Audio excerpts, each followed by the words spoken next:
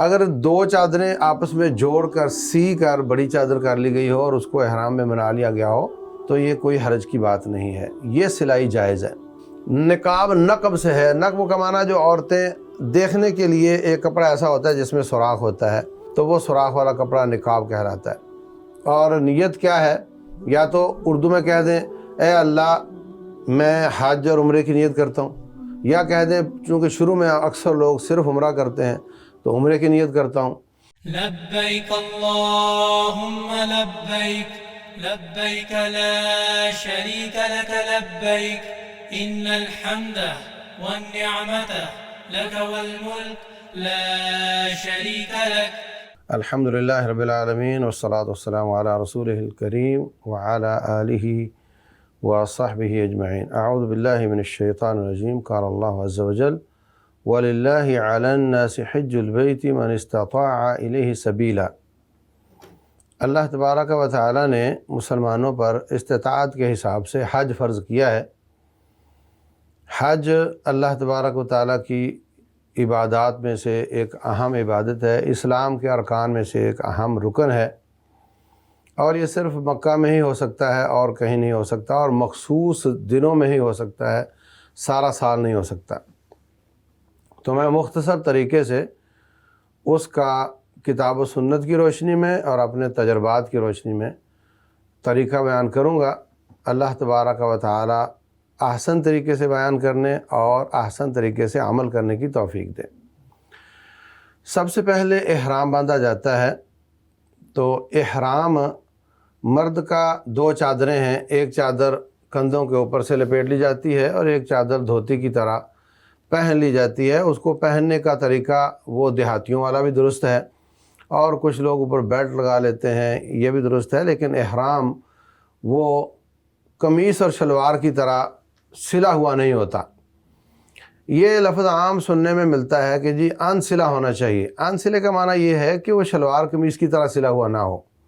اگر دو چادریں آپس میں جوڑ کر سی کر بڑی چادر کر لی گئی ہو اور اس کو احرام میں بنا لیا گیا ہو تو یہ کوئی حرج کی بات نہیں ہے، یہ سلائی جائز ہے۔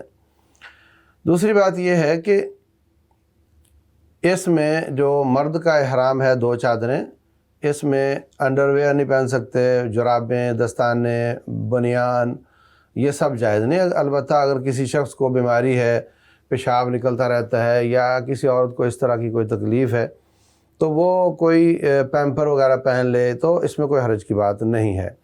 گھڑی پہننا یا وہ بیلٹ پہننا یا چشمہ لگانا یا اللہ محفوظ رکھے جو میڈیکل قسم کے بیلٹ ہوتے ہیں، جیسے وہ ہرنیوں کے درد کے لیے استعمال کیا جاتا ہے وغیرہ، تو یہ جائز ہیں۔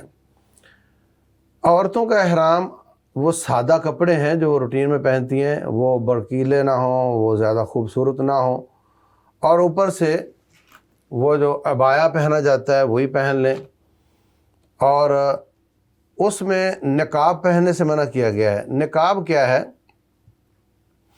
نقاب نقب سے ہے، نقب کا معنی جو عورتیں دیکھنے کے لیے ایک کپڑا ایسا ہوتا ہے جس میں سوراخ ہوتا ہے تو وہ سوراخ والا کپڑا نقاب کہلاتا ہے۔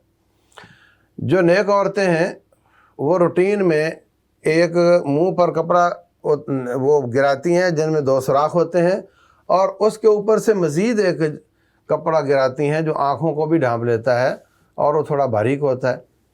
تو یہ جو نیچے والا جس میں سوراخ ہیں یہ احرام کی حالت میں جائز نہیں ہے، اور جو اوپر سے گرانے والا ہے وہ بالکل ضروری ہے۔ یا تو سادہ طریقے سے گھونگھٹ نکالا ہوا عورت نے سر پہ کپڑا لیا ہوا ہے تو اوپر سے کھینچ کر نیچے کر لیا جائے، یہ بھی ٹھیک ہے۔ اگر نقاب نہیں کرنا، وہ نقاب اس طرح کا نہیں پہننا، اور اگر نقاب پہننا اپنی سہولت کے لیے تو پھر جس کپڑے جو جسم کے ساتھ چپٹا ہوا ہوتا ہے اور اس میں دو سوراخ ہوتے ہیں وہ والا حصہ نہ پہنے، اور ایک ڈھیلا ڈھیلا کپڑا سر سے نیچے گرا لے، اور وہ ناک کو لگتا ہے، گالوں کو لگ جاتا ہے تو کوئی حرج کی بات نہیں، لیکن وہ کسا ہوا نہیں ہونا چاہیے۔ یہ فرق ہے دونوں باتوں میں۔ تو اس طریقے سے عورت کا احرام ہے۔ عورت کے لیے یہ جو پابندیاں ہیں بنیان پہننے کی ادھر ادھر کی، یہ بھی نہیں ہیں۔ دونوں کے لیے احرام کی حالت میں ناخن کاٹنا جان بوجھ کر، بال توڑنا کاٹنا جان بوجھ کر جائز نہیں۔ البتہ کنگا کرتے وقت کوئی بال نکل گیا، کھجلی کرتے وقت نکل گیا، پاؤں پر جوتی نے رگڑا اور پاؤں کا بال اتر گیا، یا ناخن کو ٹھوکر لگی اور وہ ٹوٹ گیا، یہ اس سے کوئی دم لازم نہیں آتا۔ لیکن جان بوجھ کر ناخن کاٹے یا جان بوجھ کر بال کاٹے تو اس سے دم لازم آتا ہے۔ اسی طرح خوشبو لگانا ان کے لیے جائز نہیں۔ اسی طرح احرام کی حالت میں میاں بیوی آپس میں محبت کی باتیں نہ کریں، جائز نہیں، اور جو مخصوص تعلقات ہیں وہ تو بالکل ہی حرام ہے، جائز نہیں ہے احرام کی حالت میں۔ تو یہ احرام کی پابندیاں ہیں۔ مرد کے لیے ایک پابندی یہ بھی ہے کہ وہ سر پر کپڑا نہیں لے سکتا، لیکن یہ پابندیاں ساری اس وقت شروع ہوں گی جب آپ نیت کریں گے۔ تو اس طریقے سے آپ نے احرام پہن لیا، کوشش کریں کہ ایئرپورٹ سے، پاکستان کے ایئرپورٹ سے احرام پہن لیں یا جہاں سے بھی آپ چلے ہیں، اور لیکن نیت نہ کریں۔ ایک شخص نے کہا امام مالک رحمۃ اللہ علیہ سے کہ میں مسجد نبوی کے حرم سے احرام باندھنا چاہتا ہوں، اور نبی صلی اللہ علیہ وسلم کی قبر مبارک کے پاس سے۔ تو امام مالک فرمانے لگے کہ نبی صلی اللہ علیہ وسلم خود یہاں سے نکلے ہیں اور 9 کلومیٹر باہر نکل کر ذوالحلیفہ سے انہوں نے احرام باندھا ہے، اور تو یہاں سے باندھنا چاہتا ہے، تو ان کی مخالفت کر رہا ہے۔ تو اس پر مجھے خطرہ ہے کہ یا تجھے کوئی آزمائش آ جائے گی یا اللہ کا عذاب آ جائے گا، اس لیے کہ رسول اللہ صلی اللہ علیہ وسلم نے، بلکہ رب ذوالجلال نے فرمایا فَلْيَحْذَرِ الَّذِينَ يُخَالِفُونَ عَنْ أَمْرِهِ أَن تُصِيبَهُمْ فِتْنَةٌ أَوْ يُصِيبَهُمْ عَذَابٌ أَلِيمٌ۔